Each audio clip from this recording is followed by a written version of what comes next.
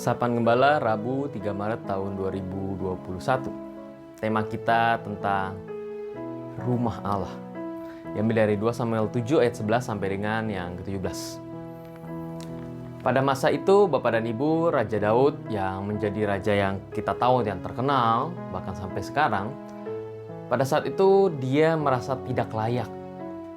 Pada saat dia berbicara kepada Nabi Nathan, karena ia tinggal di rumah dengan kayu aras yang mewah, sedangkan tabut perjanjian yang melambangkan kehadiran Allah hanya berada di sebuah tenda. Oleh karena itu, Raja Daud mempunyai rencana untuk mendirikan rumah bagi Allah. Pada saat itu Nabi Nathan mengiyakan, tetapi setelah Nabi Nathan mendapatkan wahyu dari Tuhan, lalu dia berkata kepada Daud bahwa Allah menolak. Sehingga rencana Daud untuk membangun bait Allah itu tidak dapat diwujudkan pada zamannya. Ini juga sebuah penolakan karena Raja Daud hendak membangun gedung yang notabene sama atau mirip dengan kerajaan-kerajaan sekitar yang tidak mengenal Tuhan, sama seperti kuil-kuil ilah-ilah lain. Sehingga Allah menolak rencana-rencana seperti itu. Akan tetapi akhirnya bait Allah pun dapat terwujud, dapat dibangun pada zaman Raja Salomo, di mana Raja Salomo menjembatani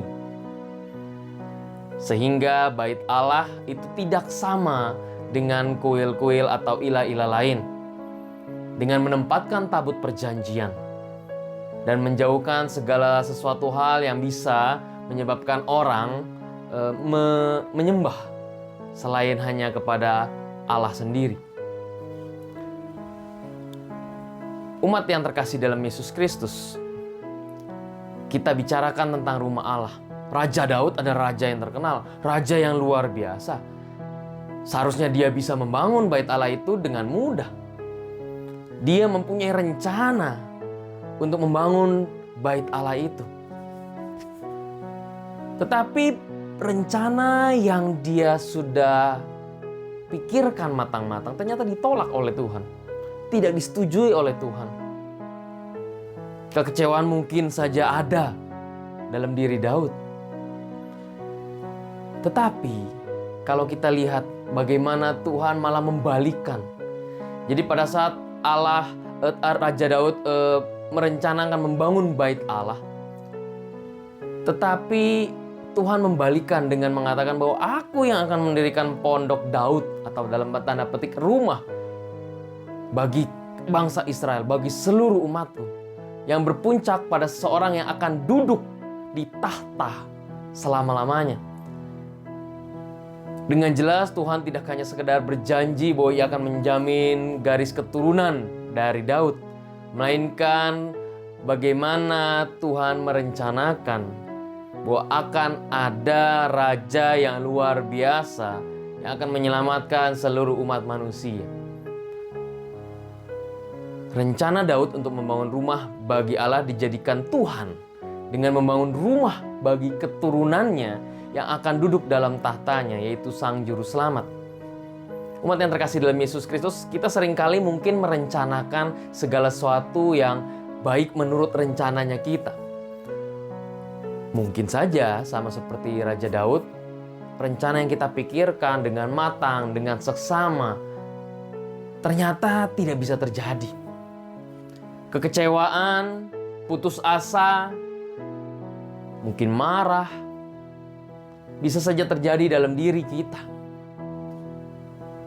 Tapi kita belajar dari Raja Daud pada saat dia merencanakan membangun bait Allah, tapi tidak bisa terjadi dalam zamannya, bahkan dia tidak bisa melihat seperti apa bait Allah itu. Tapi Tuhan menjanjikan hal yang luar biasa, yang lebih baik dibandingkan hanya sekedar gedung. Tuhan membangun rumah bagi umatnya Israel, bagi seluruh umat manusia.